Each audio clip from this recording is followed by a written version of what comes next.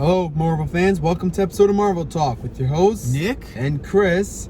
And do we got a good one to talk with you about tonight? It's a review for Spider-Man Into the Spider-Verse. That's right, with the movie being next week, next Friday. We got our tickets today. We got really good seats. We're so excited. We decided, because we normally do this, we will review the first movie and then, we'll go over the sequel after. And don't worry, we are going to be doing a review of the Spider-Burger at one point or another, maybe this week. Yeah, so keep a look on that. But let's talk about it. Let's talk about my favorite animated Spider-Man movie. So, I loved it. First, before we begin, I do want to say that Miles Morales had a very rough beginning in Marvel. When they killed Spider-Man, they kind of just threw him in there, and they didn't really give him a lot to go with. You know what I mean? It's either you grew to like him or you didn't. For me, I was never a Miles Morales fan until this movie happened. This movie is basically what happens when you want to make a new character, but you're not forcing it, and it just happens properly. This is one of my favorite versions of Miles Morales next to the Insomniac game, which, to be honest with you, Insomniac Miles Morales is actually my favorite Miles Morales. I also think it's the best story with him and Peter and everything, but that's another talk for another time. But this Miles Morales is really awesome. They gave him such a great character arc. All the characters are really great. The story's amazing. I personally loved it. It was also a lot of humor. My favorite character, though, in this movie is Spider-Ham. I'm not sorry for saying that. He's awesome. He is comic relief at his best. Noir Spider-Man was good too. Nicolas Cage was fantastic. Gwen was great. Peter, the big belly Peter, all of that was really great. All of it was fantastic. It was really, really good. I also love how it's also really weird to me how the Peter from Miles's Earth is blonde. It gave me like a Ben Reilly kind of thing, because Ben Reilly did dye his hair. But we're actually, I don't even want to talk about that right now. That story is like his story is very complex. That's something we have to do for another time. But it was a really good movie, and having the Kingpin as a main villain, I didn't know it was going to work that well. Scorpion looked like an actual Scorpion a little bit. The villains were good. Prowler was good. I really liked everything. Chris, how about you take it from here? Because I'm just like wowed over here. Okay, well, yeah, a lot of that stuff my bro right here says I do agree with. Like, I love Spider-Ham. Miles had some really great character development over, later on. His arc in this story, yeah. Yeah, and yes, I love Spider-Man Noir. It was great Nicolas Cage played him. And I just loved his little thing with the Rubik's Cube. He kept it. Yeah, and I just love how he's like, I'm taking this. And he's colorblind too. I noticed when we were watching this, I was like, oh, he's colorblind. He can't see it. We also noticed a lot of things when we rewatched this. We saw a game controller in one point. Yeah. What else did we see, Chris? Oh, and there was also a Coca-Cola thing. Yeah. And little advertisements, so. Yeah. And and there's also this thing called Red X. Based off FedEx. I actually said, oh, look, it's FedEx. He's like, what? I'm like, look, it's FedEx. I misread it. I was so used to the Coca-Cola thing.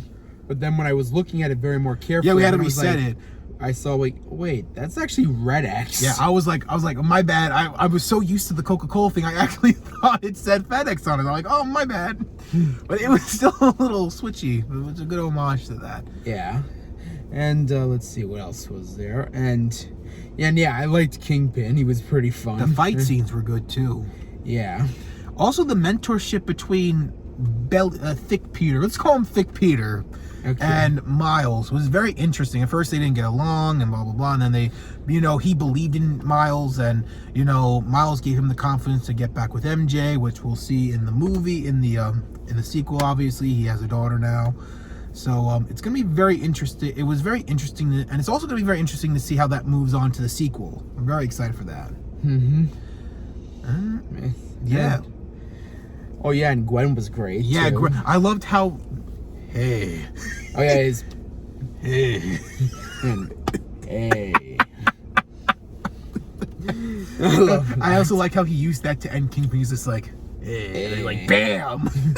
Yeah. Also, the leap of faith thing and his dad being there, great moment. I really like that. Like you can hear, Peter like it's all a leap of faith, and then he just does his thing, and I just love that. I love how the pacing is really good for all the characters. I will say this: I forgot her name, but she's like a Parker.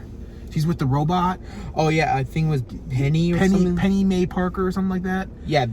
Yeah. I don't know the middle name. That's the first thing. But yeah, okay. Give her, hate her or love her. I personally don't care. I don't care if she comes back for another one. I was not a fan of her. That's just me though. They could have had anyone else. Also, did anyone else get Madam Web vibes with Aunt May? Yeah, she almost did feel a little when bit you like... see her in the chair in the back, you could see like the web things a little bit. I was like, I got Madam Web vibes right there. Yeah. And she's a badass. This is probably like one of my favorite versions of Aunt May. Yeah. And the bread thing. Oh yes. I want Peter. He sees. Man, he's like, I want to give you all the bread. Jane. I will make sure this place is filled with bread. All of it's filled with bread. I just love these moments. It's just so good. It's like I don't have any negative things to say. I guess you could say like the only nitpick is just that one character, and if she wasn't even that bad, it was like a give or take. I didn't care if she was there. I didn't care if she's not. I didn't really have any real issues with the movie. There was nothing I nitpicked at. It was just really good. I thought the casting was really great. The story was like, someone was like, you know what? Let's do Miles properly and really do a good story. And Stan Lee, one of his last things. Oh yeah. I'm gonna miss him too. No refunds, by the way. Yeah. And they did that nice homage to him. Oh yeah, and the ending, and they showed his glasses. Yeah. And it said a special quote by him. They did that. They did that I think for the game too, but not with the glasses. Yeah. But still. And then, he defeats he says like friendly neighborhood Spider-Man on there. Yeah, actually, I mean, this is okay. I'm gonna say this really. Since we were watching it again, it kind of every time now it's like I see Kingpin defeated, it gives me like almost that feeling like in Daredevil. Oh yeah, we did this thing with the whole like the way. Yeah, I don't know if you all saw, but I'm pretty sure you did. We have to do a review of Daredevil at one point. Yeah, that's kind of calling us. Yeah, but just very quickly, we're just gonna say. Yeah. Like, if you have seen that last episode where it's like Daredevil goes right up to Kingpin and yells in his face where he will force him to go to prison. Yeah, and face his crimes. And everything. It made me actually want to do that again. Also, speaking of Kingpin, this is the worst version of Kingpin. Yeah, it was like huge. Small head and big body. It was I couldn't take him seriously. Yeah, it's like he had a tiny head but a big giant body. Tombstone was also very useless in that. Like he was just like there for the movie. And we forgot he was in the movie to begin with. Yeah. I was like, hey, it's Tombstone. Chris is like, he's in there? I'm like, this is like new to me too. I didn't see him in the first one. Well, we did. We probably just forgot. Very forgettable characters. Yeah. That was like a very forgettable character right there. Along with Scorpion. I also forgot that Scorpion was in there. Yeah. Even though I do kind of remember a bit of the Green Goblin in there. Yeah, I remember Green Goblin perfectly because I can never forget a giant goblin-like monster with a hat. Yeah. I can never forget that. But those other ones were very forgettable. Yeah. Yeah. He just looked creepy as fuck. Yeah. Very creepy. But yeah, and then like Miles is now he hugs his dad as Spider-Man. Obviously, he does like this weird in-depth voice thing. Yeah. Also, actually, another thing, his dad hated Spider-Man, and then he liked the new Spider-Man. That was very weird, but I guess that he has like a sense that it's Miles. I wouldn't be surprised if he knows it's Miles that's Spider-Man. It would be interesting. We're gonna have to see that in the movie. We're gonna have to. Yeah. Also, Alchemax is in this movie, which we didn't really look into. It exists in Miles's universe. That's like crazy. Usually, it's like a futuristic thing, and except for Edge of Time when they did the whole thing. But like, yeah, so that's actually pretty cool. So this Miguel O'Harris is not from the future. He's from the a different universe where the future's a thing. Oh yeah, and that I love that post credit where it showed Yeah. Miguel, where he goes made- back to Earth He 67. made like his own thing which means he's building the multiverse.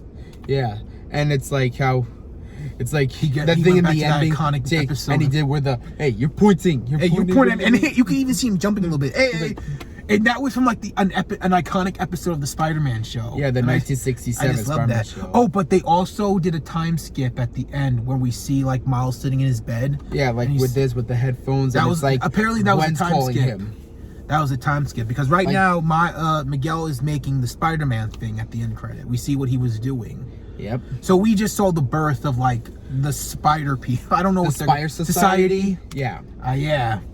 I was just about to say that he knew what I was about to say. He's like, I'm gonna match him with him. We did it. Yeah. The Spider Society. That's actually pretty badass. Yeah. And I just hope we get to see Spider-Ham again. That's like Yeah, him I want to see again. I need to see him come back. I really do. But yeah, that I give it a 10 out of 10. Yep. It's 10 my out of favorite 10. animated Spider-Man movie. My favorite live action and favorite of all time is of course No, No Way Way Home.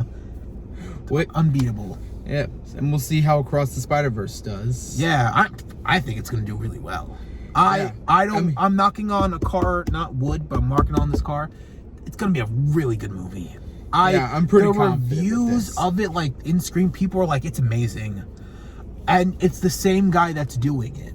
Yeah. So I'm telling you this, I think we're in good hands. I think Yeah. we're in good hands. I'm not worried. You shouldn't be worried. I'm excited. We got our tickets. We're ready for this event. We're ready to go. Yeah, We're gonna Spider Burger or something. We'll do something.